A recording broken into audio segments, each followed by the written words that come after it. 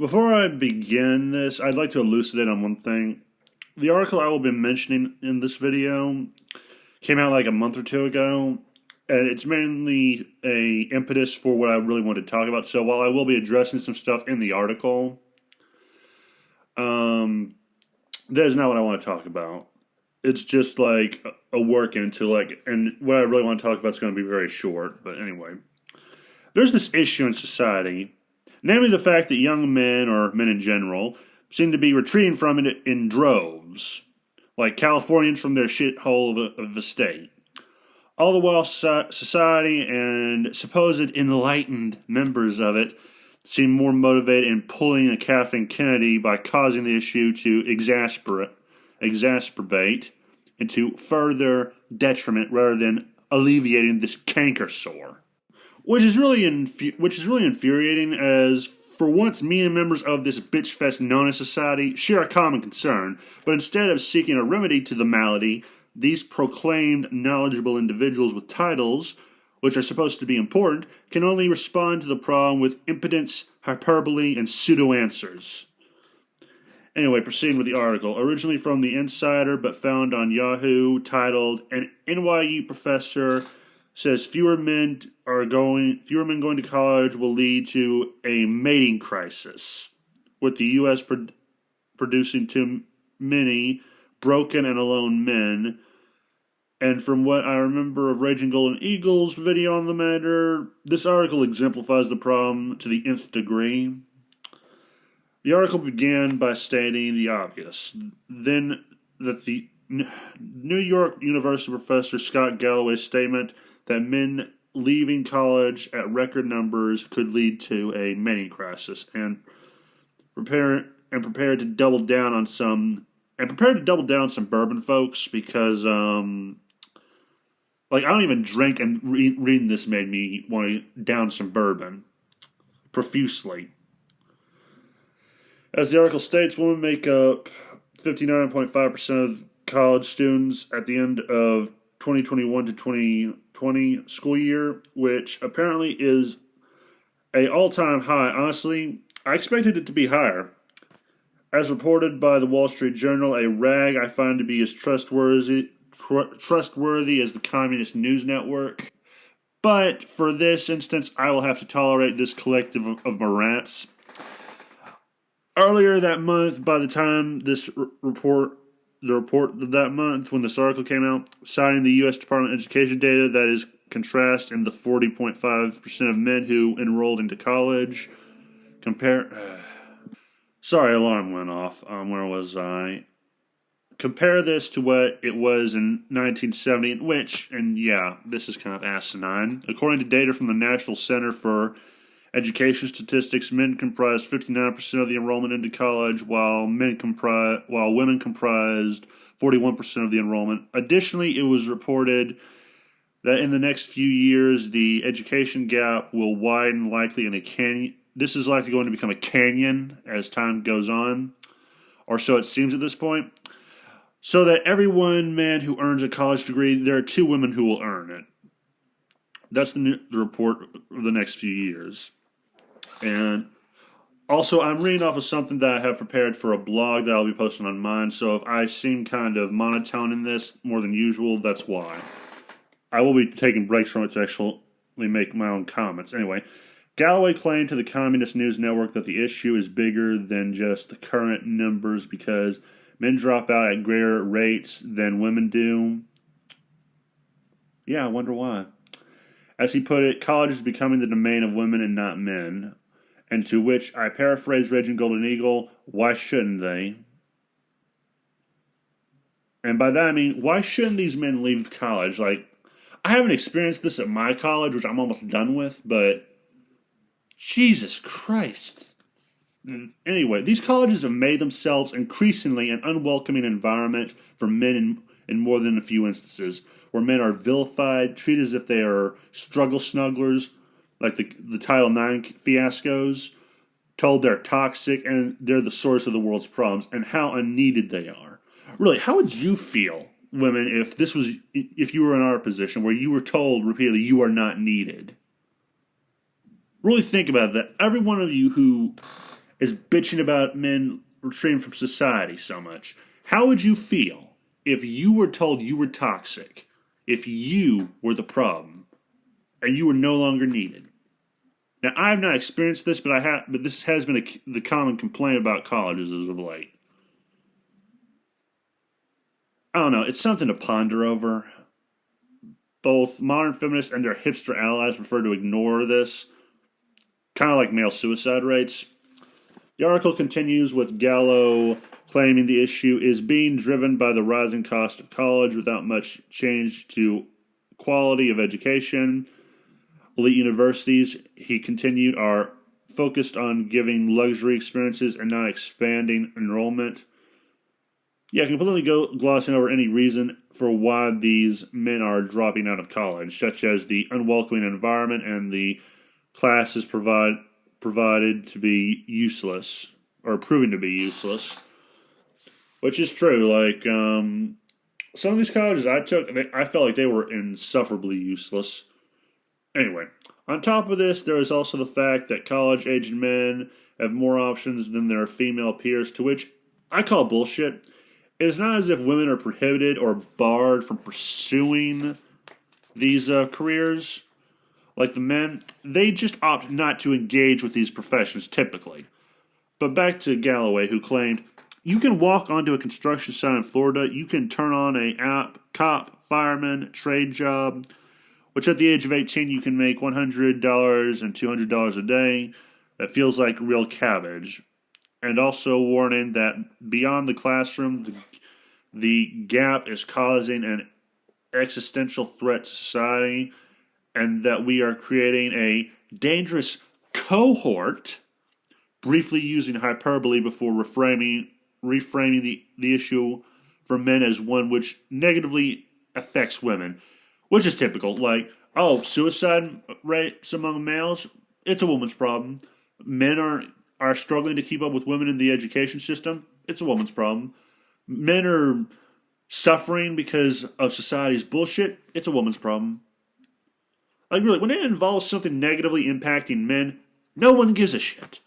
To quote one of my favorite comedians, Bill Burr, anything happens to a guy, it's just considered funny.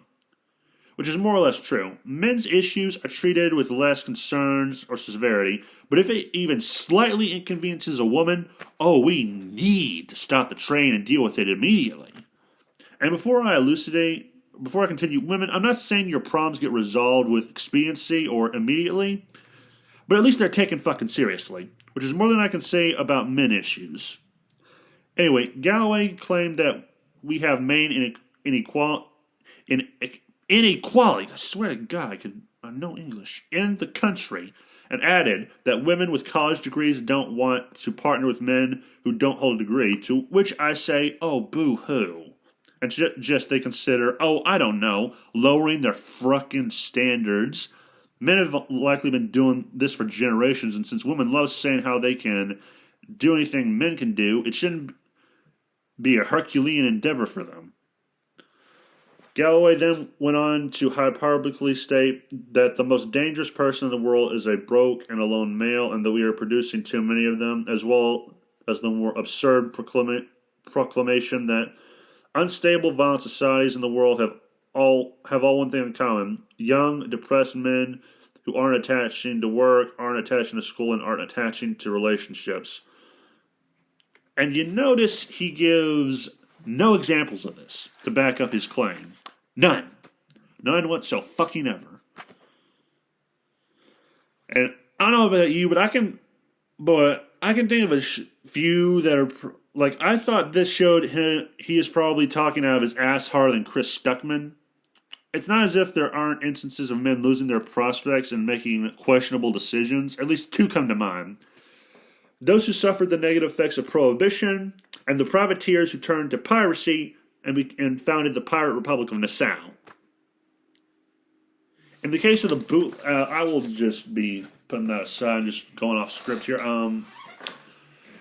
If you don't know what I mean, okay, bootleggers became a thing because the government fucked them over, and they didn't have a lot of work prospects, and the only people offering them money were the mob.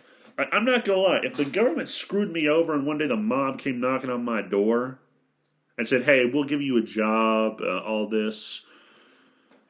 And all you have to do is, well, do something you might go to jail for a small time for. I would definitely consider it. I would consider it. And the second example where now this one is less sympathetic, I would argue, because, well, actually, no, before I go on it, the thing with the prohibition is, the other thing you have to consider is these people who went to bootlegging, they had families to feed, probably. So your government decided that morals was better than feeding your fucking populace. That's what they decided. The government decided morals were more important than people being able to feed their fucking families. And these people didn't do anything wrong as far as I'm concerned. I do not blame them for this. I do not blame them for turning to crime to support themselves because they didn't want to fucking starve.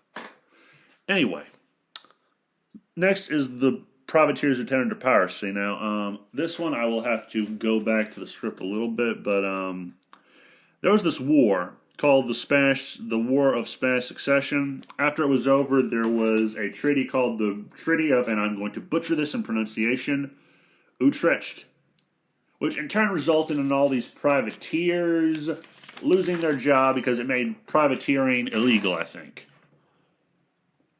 And it suffered a blow or two.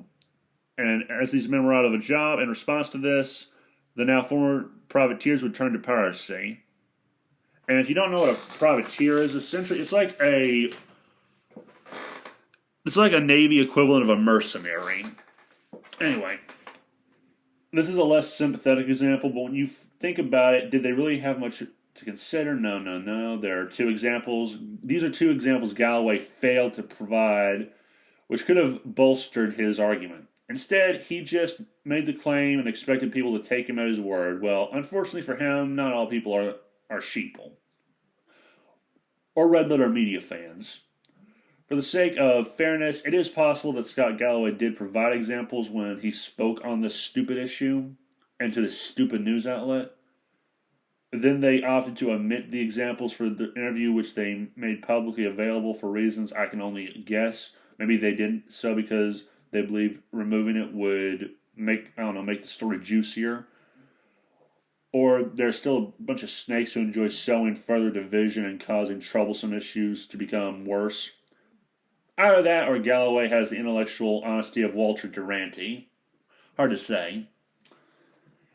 As the article states, the Journal reported that there is no reversal in sight for the gap, which again is quickly becoming a fucking canyon. Women make up 49% in college-age people in the country, but in the 2021 to 2022 school year, there were... Yeah, you know what? I'm not even going to try to pronounce all these numbers. I will say this. I will be posting this as a blog later today.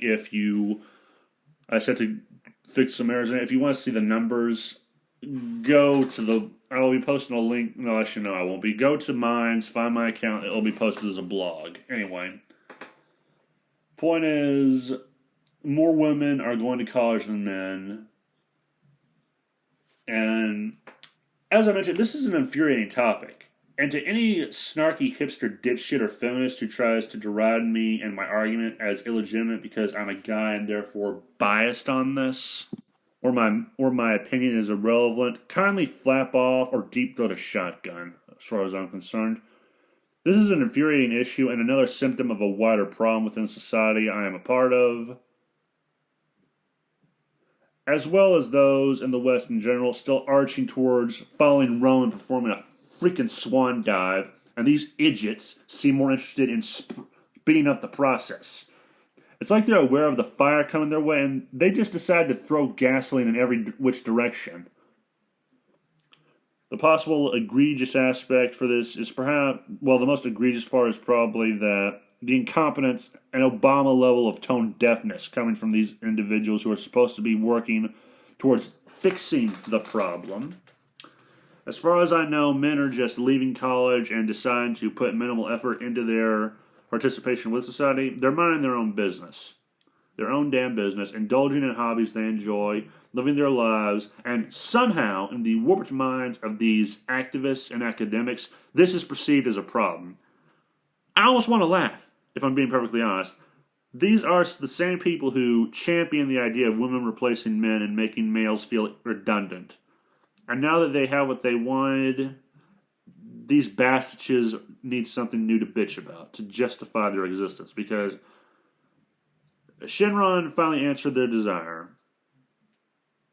Only now they are forced to confront this, but instead of seeking to understand and find a beneficial outcome for all parties involved, they double down on their idiocy, attempting to belittle and shame the men they drove away. Funny, I seem to recall a myriad of reasonable YouTubers, and no, I wasn't one of them, as well as other individuals who were trying to warn society, and were heated about as well as Bardock and Cassandra. And these people made suggestions to avert from this course, only to be mocked, ignored, and slandered every step of the way for their troubles. And there wasn't that. How do I put this? And the fact that the media is just now talking about this, I think it's because they've been forced to confront it. Like before this, they would have preferred to ignore this harder than Al Capone ignored his STD, and would prefer to bury the matter like a mob witness. Oddly enough, this reminds me of a quote from Keith David's character. You see, I thrive on misery. In the jungle, misery's all you got. But things are different here in the world, or so they seem. Nobody wants to talk about pain and suffering. Everybody wants everything to be nice and civil. And this is why I find the response to this issue so inept. The problem conflicts with the narrative which they have spent years cultivating and believe, like with their past opponents, this can be browbeat, shamed, and slandered into submission. And don't misunderstand me, this isn't a MGTOW or black pill argument. I find this retreat from society and culture to be equivalent to throwing in the towel or bending over and permitting someone to struggle snuggie from behind. And it's not that I fault them. Actually, I will be going off the script from here also. It's not that I fault them from retreating. It's just, I don't think this is a smart idea. Like, I agree with some people like Raging Golden Eagle who talk about this stuff, but at the same time, retreating does little, because these fuckers aren't going to leave you alone just because you retreat from society. They're just going to follow you and bully you some more. Like, a bully never leaves you alone until you stand up and fight. And maybe they respect you, or maybe they leave you the fuck alone. But a bully is never satisfied. They always want to kick your ass some more. And these people, they are the worst kind of bullies. They are sociopathic bullies. They are activists. They are communists, as far as I'm concerned. And both sides are doing everything they can to ensure the problem is never resolved. To give you an idea of what I'm getting at, you have to look at these activists like you would Nazis, communists, or the Spanish Inquisition. They are always looking for a heretic. They are always looking for a new enemy. The revolution cannot continue if there are not new enemies. That is the problem. And, like, my fellow men, I do not blame you. Don't get me wrong, I am not condemning you here. While I do think both sides are at fault on this issue, I think the people who have been attacking men, they are at more fault. Because they drove men away. Imagine, I find it funny actually, because I would equate this to, like, imagine there's this kid who goes to a playground and he gets bullied. Well, he leaves with his mom that day and never comes back. And the bully complains, like, why didn't the kid come back so I can bully him some more? Like, that's what this is to me. This is this is the feel I get from it. And yeah, it's just stupid. It's asinine. It's bullshit is what it is. And yeah, these people learn nothing from what they do. They just double down their bullshit, and they are going to, and they never try to learn. This is something I've learned from their attacks on Lovecraft and Tolkien. They will never learn. They don't sit down and listen to what people have to say. They just say, "Oh, you're ignorant." They act like they are morally superior to you. Well, to that I say, fuck them. They can eat shit and die. And I think that's where the video is going to end, because, actually now, no, not yet. But yeah, I am going off the script here because I didn't even finish what I had written down on this yet. I don't think I did anyway. There's some stuff I wanted to add before I made it a blog. But anyway, My point is, in retreating from society, you have made it more ample for them to, not ample, easier for them to take more control. I think Razorfist said it best. Don't retreat from the culture, become the culture. Put these dipshits through a struggle session of their fucking own. And that's from 2 separate videos. Anyway, yeah, so guys, I'm not saying you're wrong for retreating, but I don't think you're right either. Because these people are never going to leave us alone.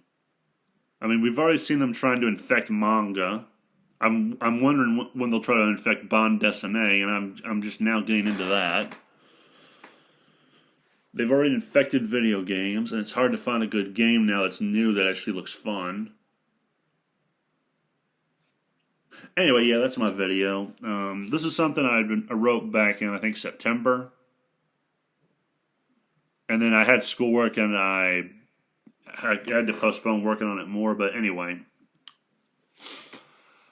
that's the video. I think I will call it here. I just wanted to put this up there to get it over with. And have a nice day. Remember, the game was rigged from the start.